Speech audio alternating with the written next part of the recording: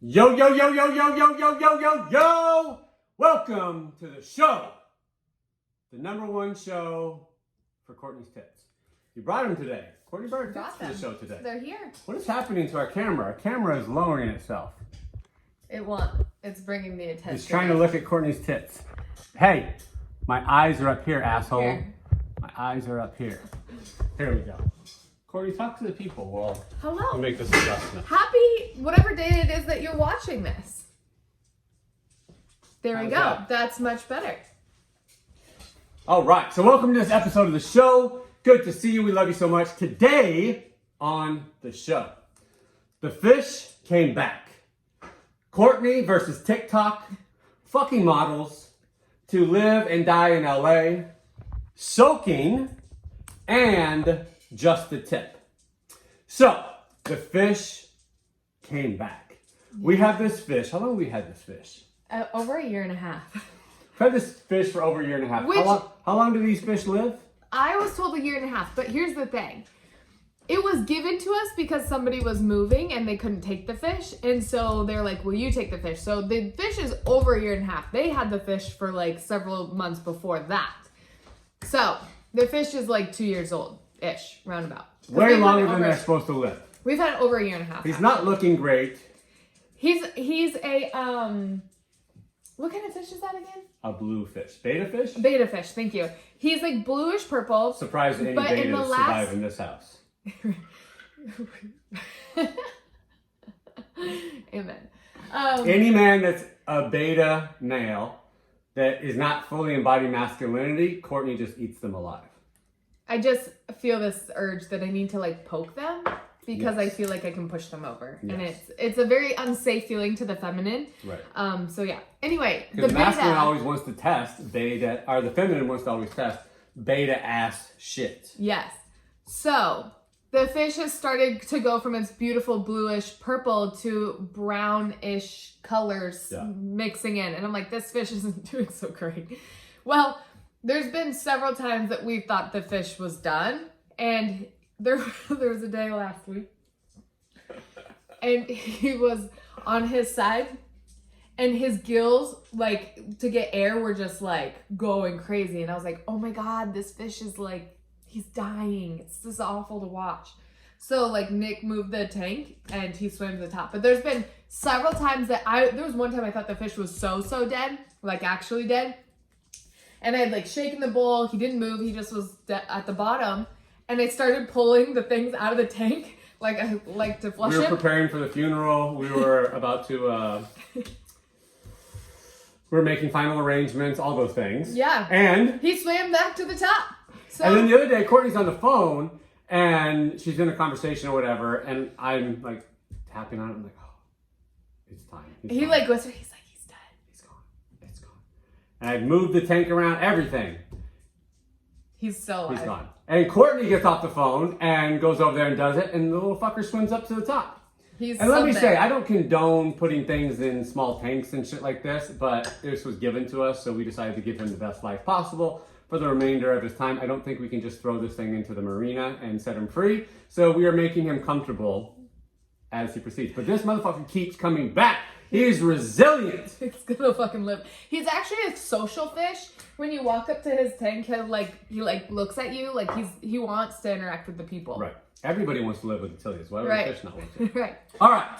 Moving on. Courtney versus TikTok. So we talked about it in the last episode. Courtney and TikTok. Courtney dropping judgments and deciding to get on the platform. You want to update our viewers as to what's happened since then? I've had two videos removed for violation of community guidelines. I wasn't even nude, you guys. I had my clothes on. Fully clothed. Fully no tits, clothed. no ass. Nothing. I did this. You want to see what? I'm going to show you exactly what got me removed. So is drinking not allowed on TikTok? I drank. No, we looked it up. It says no drugs. Now the other part of the video though was Henny crying on the floor. So is it against community guidelines to exploit a child? For your own entertainment and benefit. Okay, he was throwing a fit on the ground because I wouldn't let him have candy.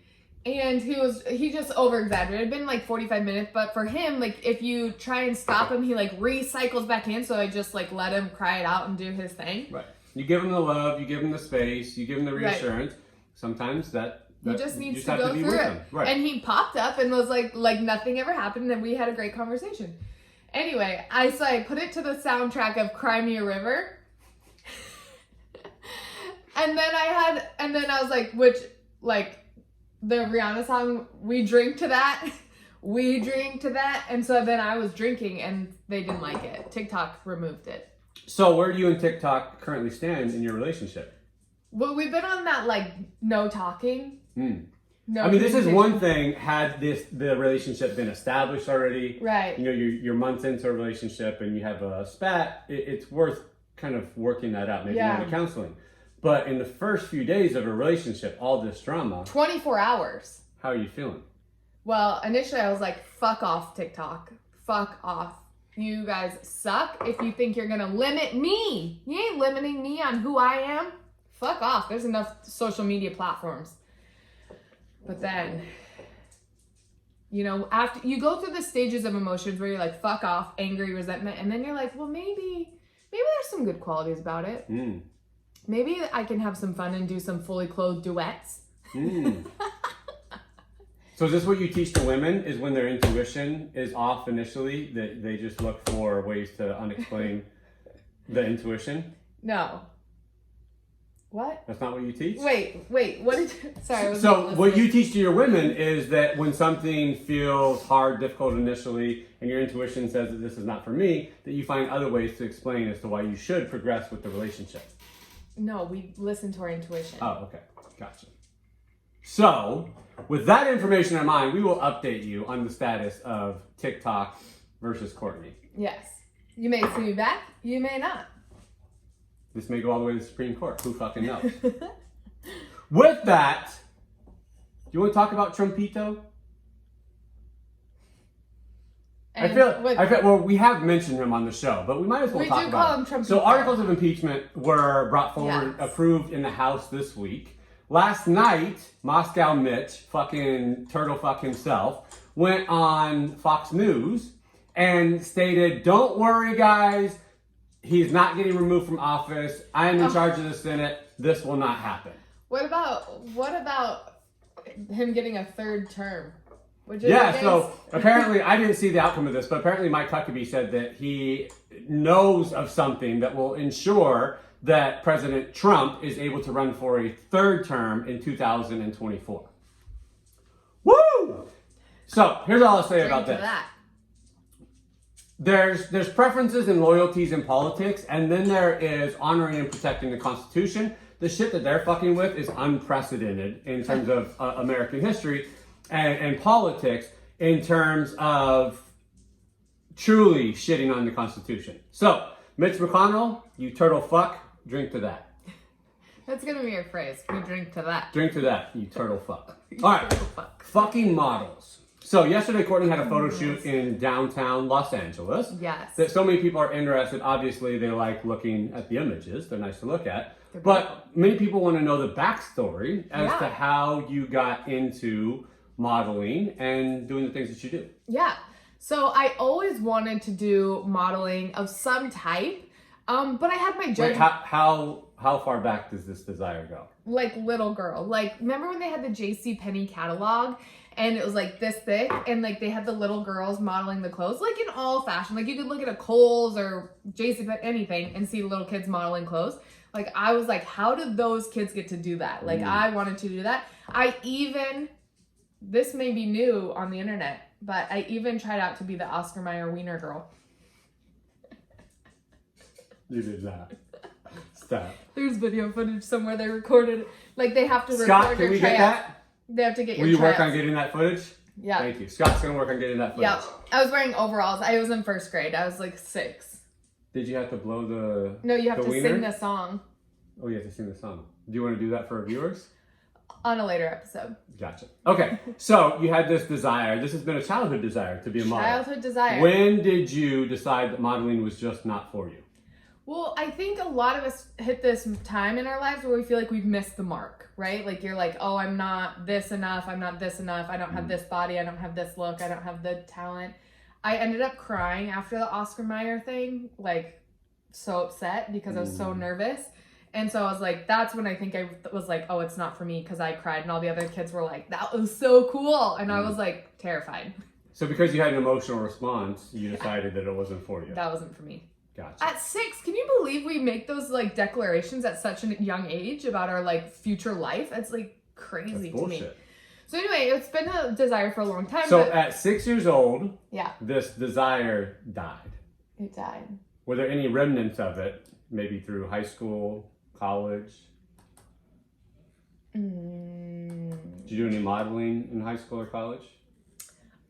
Okay, like in college I did. Okay, like I did senior portraits, but I think everyone does that. Glamour shots? But I did glamour shots. But my senior portraits were not just... She would have got that transition if she came to fucking production meetings. My senior portraits were not just like senior portraits. Like I had glasses on with the wind blowing. Like that was my senior portrait. I'll pull it up that also on a later episode. I do seem to recall that the 2018 version of your calendar was not your first calendar. Oh my God, you're right. My mom thought it would be a great gift for my high school boyfriend to make him a calendar. And what kind of photos were in this calendar? It was like me for the Easter bunny and like Easter ears, the little nose with a carrot in my mouth.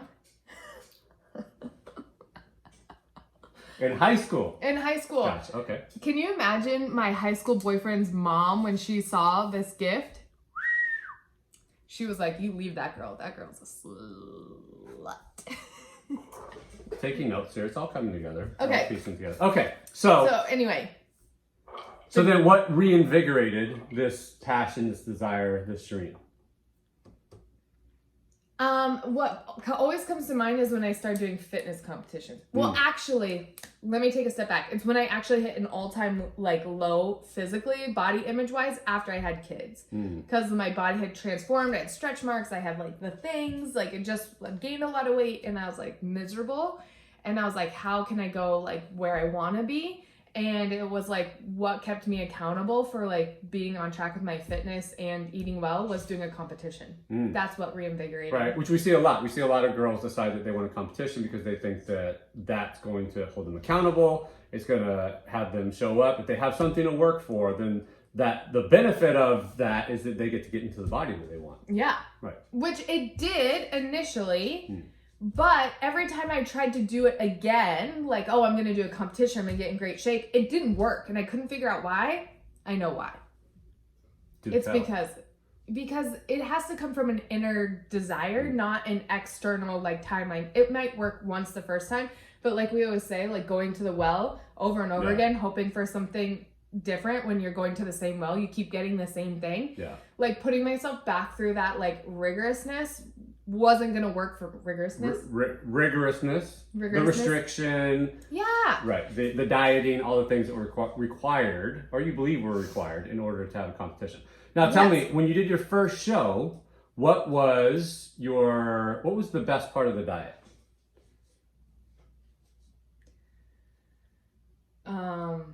Apples. Apples. Sweet potato fries. It was a treat to have apples and sweet potato fries.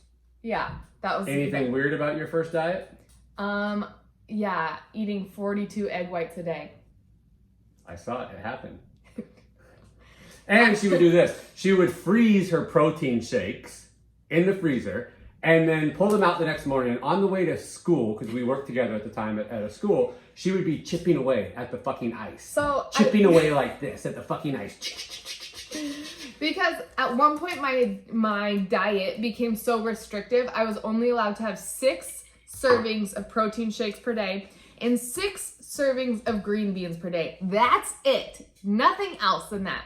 So if you've ever been on like a liquid diet, if you've ever had a surgery or anything like that, being on a liquid diet, you get to a place where you just like want to chew something. You want to like actually eat something. And so you want something of substance in your mouth. Right. I like things of substance in my mouth. Okay. So having 6 shakes, I wanted to a variety of different forms of that shake. It was still the same shake, same protein powder with water. But I was like, well, maybe if I can make it like a frozen ice cream treat versus a liquid versus, I don't know. That was my only 2 options. Gotcha. But okay, so coming back to this. Yes. You took on this kind of like fitness journey as a means of getting your body where you wanted it to. Right. It gave you access to certain things, but it wasn't sustainable in terms of what you wanted. Right. And I had my own judgments about what it meant to be a model or expressive. And going through the fitness route was like a bypass to the judgments, because you're allowed to show your ass on the internet because it's a muscle if it's a progress pic. So there actually was always a desire to show and express yourself. Right. So fitness was a means of justifying that. Right. Interesting. Okay. Because the ass is a muscle. You're not showing your ass. You're right. showing your I'm glutes. showing my muscles. You're showing this thing that I've been building. So bicep, ass, all the same thing. All the same. Gotcha. Okay. So then what happened? How did things emerge after that? Okay. So I ended up doing 2 competitions and then was like, I can't do this anymore. But then I started working for a fitness company and at an expo, ran into a very well-known photographer in Arizona who does fitness models. And he was like, I'd love to shoot you sometime. And I was like, great, yeah, me too. Shout out Trudge. Trudge, love you. Trumpito, not to be mistaken for Trumpito. Yeah, Trudge. And he was like, love to shoot you sometime. And I was like, great, yeah. Like, I'll talk. And then he messaged me, he's like, you want to shoot on Saturday? It was like Wednesday. And I was like, no, I don't. And this was back in 2016, 2015? 2016. 2016. Yeah. And how was that first experience? I was so nervous, you guys. I was like, oh, but I'm like 15 pounds overweight from my stage weight. Like, I can't. And he was like, no, just do it and like have a great time. Deep down, I wanted to, but we have all those things that go through our head of like why we can't, and not yet. And we'll do that later. But I did it, and holy fuck, it was amazing. It was the best. And that has led to what? Everything.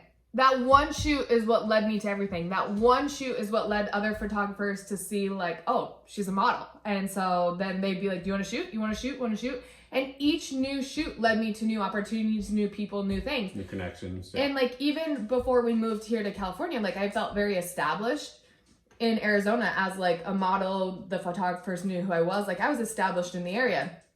I was nervous moving to California if I would be able to reestablish myself as a model in such an even bigger and more developed area.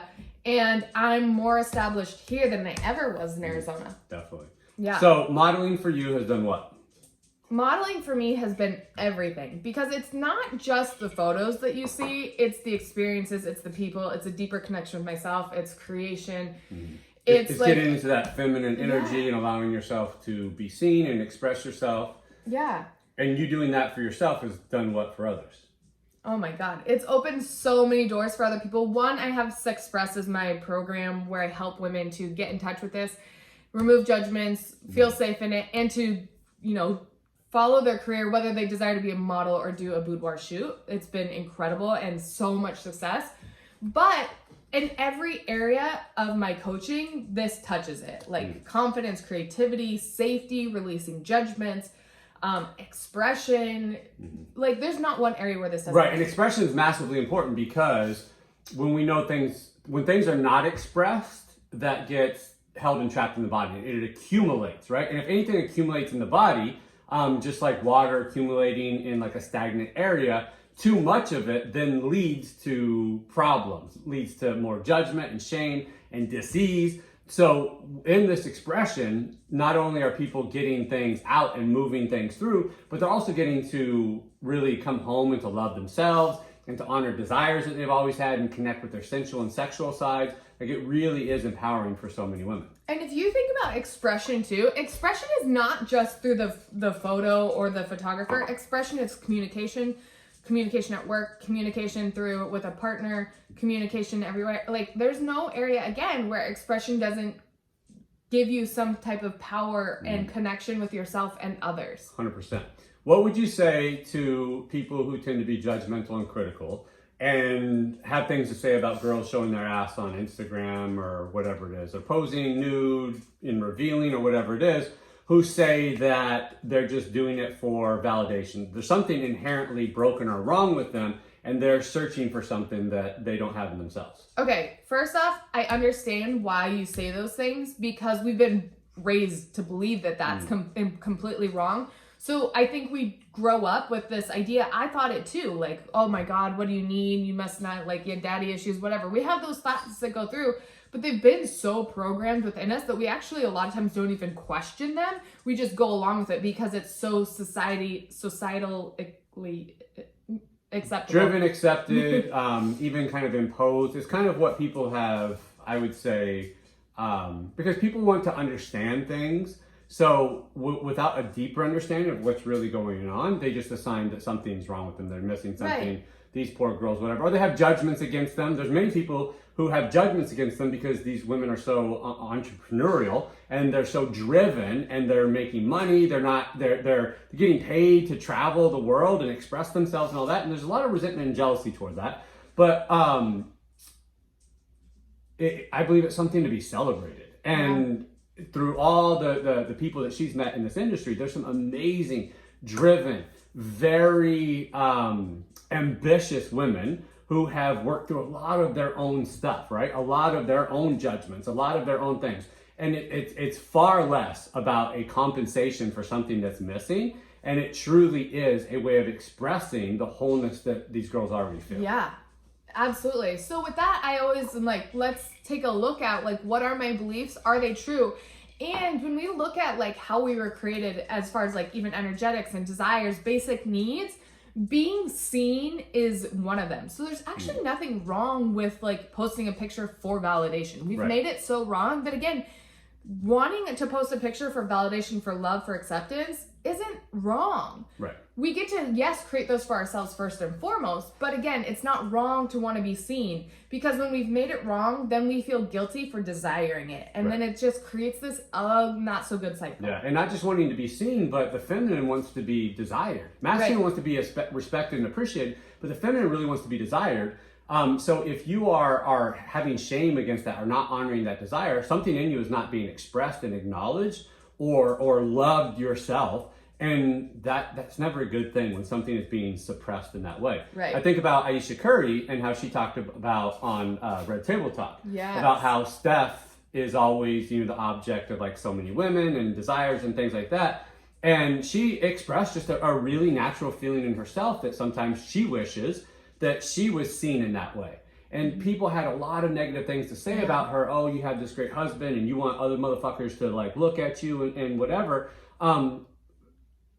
But we see that without any judgment, as her just expressing that there's a natural desire to be seen and to be desired. We want to be wanted. That she wasn't getting to experience or express, and not any fault of her own, not any fault of her husband's, but it was just something that she was processing. And I thought it was actually beautiful that she described that and honored that. And I thought the response to it, the reaction to it was pretty appalling. Right. I completely respect her because like I think it was huge for her to say that.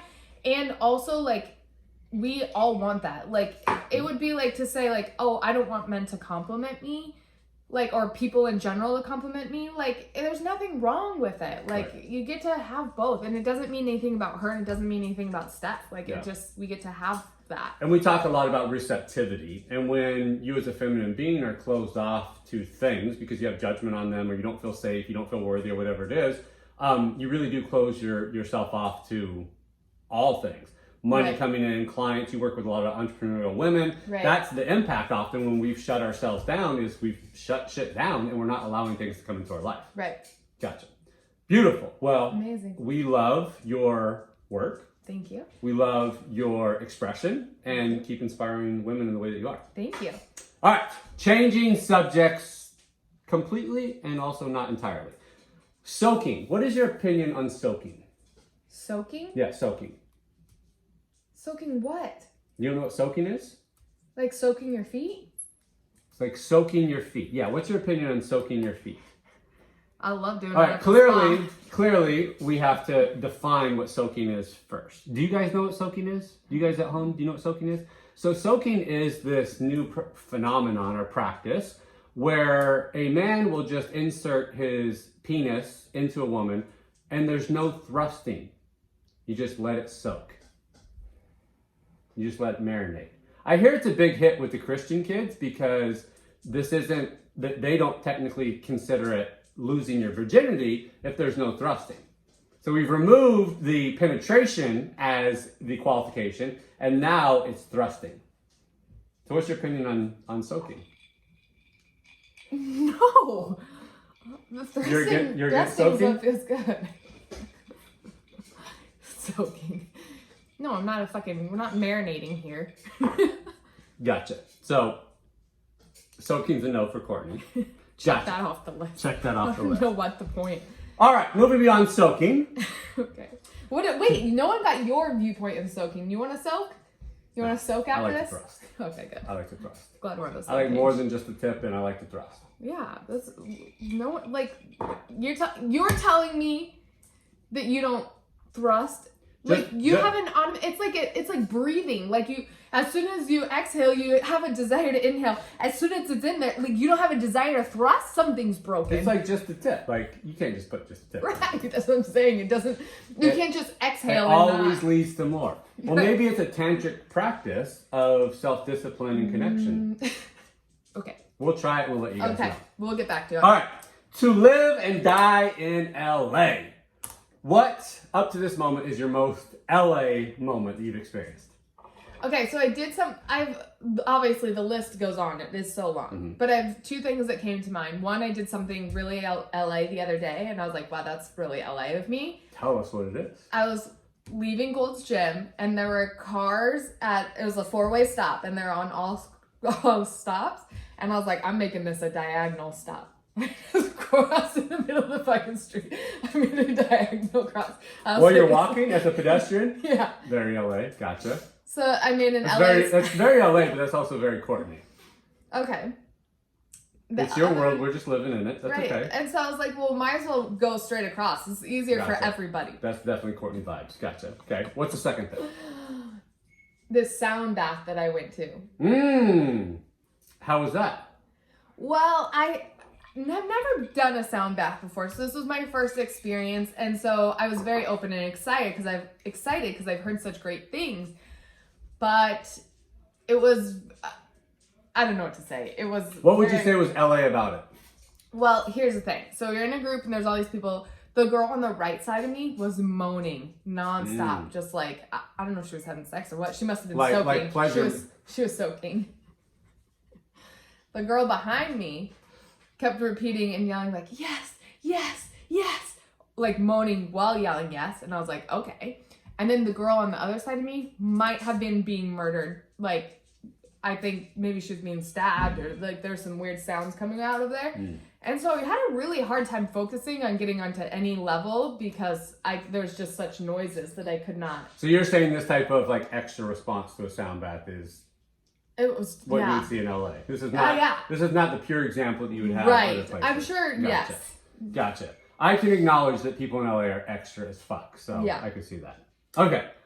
Yours? My most LA moment, I would say one was the experience we had at Craig's where J-Lo and A-Rod are sitting right behind us, and then Danny DeVito comes walking up. Right. That's just so random. Another experience we had at Craig's that was so LA was we had a birthday party for a friend, for Nat, and as we're singing Happy Birthday, Rod Stewart happens to be in a booth right behind, so in the video, you can actually see Rod Stewart like turning his head and I think singing along as well. Yeah. Very it was LA. So funny. Other LA moments, honorable mentions. I play in a soccer league with Justin Bieber. That's incredibly LA, right? Yeah. And he shows up in the Lambo and like just parks it in the red zone and the paparazzi show up and all that shit. Like it's wild, it's crazy.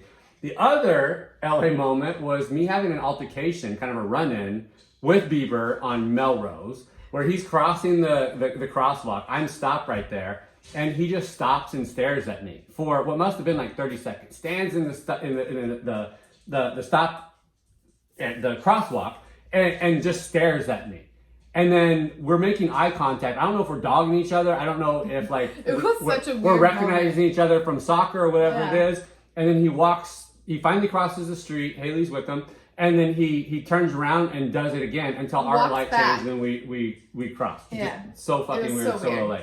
And then the really like LA without any celebrities involved type moment was I'm driving down Abbot Kinney one day leaving the gym, and I see these two girls blocking traffic, trying to get the shot, a photo, I'm assuming with their phones, not even like a camera out, a shot for Instagram. And I see a cop pull up, and I'm thinking, oh shit, like these girls are getting in trouble because they're blocking all this fucking traffic on Abbot Kinney. But what does the cop do? The cop actually stops traffic in both directions so that these girls can get their shot. It's important. Then they go on. Anything for the gram. That's so fucking LA. And the last one, our boys actually go to school with Debo from Friday, Tiny Lister. They go to school with his daughter. Yes. So just weird shit, LA stuff all weird over the LA place. stuff all the time. All right, that brings us to our final segment of the show, Just the Tip. So Marianne wrote in and asked, she said, I'm struggling with being seen or expressing myself online. Did you guys struggle with this? And how did you overcome it? Yes, of course. I think you naturally have a fear of like, what will other people think? What will my family think? What will my friends think? Am I always say too, like identify who they are. I'm Right. scared of what they'll say. I'm scared of what they'll think. Like identify who that person is for you. Is it mom? Is it grandma? Is it dad? Is it your aunt? Whatever. Is it the kids you went to high school with? Like, I think it's very important to neutralize that influence by actually naming it and saying who it is. Right. Totally. And then I think we also have like imposter syndrome. We have all these different little components that come up of like, who am I to talk about this? Who am I? Like, all the things. How did I move through it was releasing it. Releasing, first off, like Nick said, like listing off the people. Like, did I really care about those people in high school, what they thought of me? Right. No. And what do I believe is going to be lost, Right. withheld, deprived of me if I express myself in a way that is not approved of? Right. Do I believe that like these people are the source of love, acceptance, and approval? And if they are critical of what I'm doing, then I will go without. And when you correct that perception that somehow the source of what you need and desire is outside of you, and you really do approve yourself and do what feels good to you, you very much neutralize and lessen the influence that other people have in your life. Right. To the point where you really don't care what other people think because you have approved of yourself and feel so aligned with what you're doing yourself that you don't need what they have to offer. Right. And once you do it like a little bit, you're like, you've built this foundation where you're like, fuck, like it actually doesn't, it feels bad to not show up. Right. Like it actually starts to have the like opposite effect of like, I haven't shown up today and I feel shitty about it. Right. And I'll say that any of us who express ourselves in the way that we do and how we've got to this place, we did upset people along the way. And there were people who unfriended us. There were people who were critical of us, that talk shit. There were family members that didn't want to invite us to functions and events afterwards. My own grandmother unfriended me on Facebook.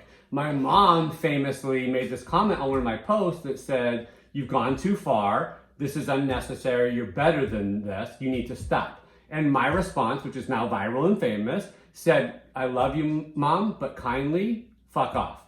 Or kindly, not a fucking chance. And there was another post where I told my mom to kindly fuck off. And I love my mom. My mom and I had the best relationship. Yeah. But if I had listened to her, I would not be who I am today. I would not be helping the people that I'm helping. And I would not be able to contribute to her life in the way that I do had I listened to her. So your expression, your desire, you being fully and unapologetically uncensored you is the pathway to you having the impact in the world that you want to have. Right. And to having the experiences in life that you want to create. So it's something to work through, knowing that nothing is actually lost if your family doesn't approve of you.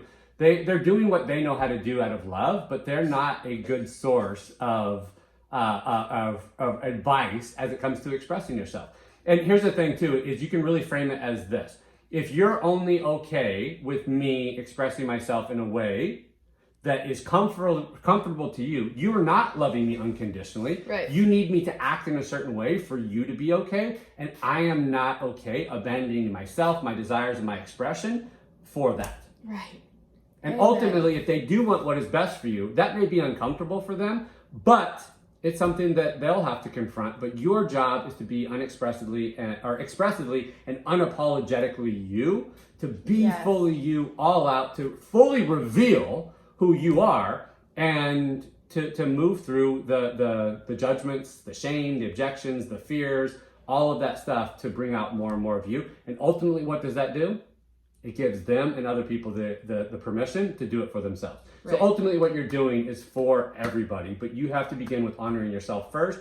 When you bless yourself, when you honor yourself, when you express yourself, you are doing it in service to the entire world. Amen. There it is. We love you guys. Thank you, Marianne, for your question. Have an amazing fucking weekend, and we will see you guys next week. Love you. Peace out, pumpkin. Bye.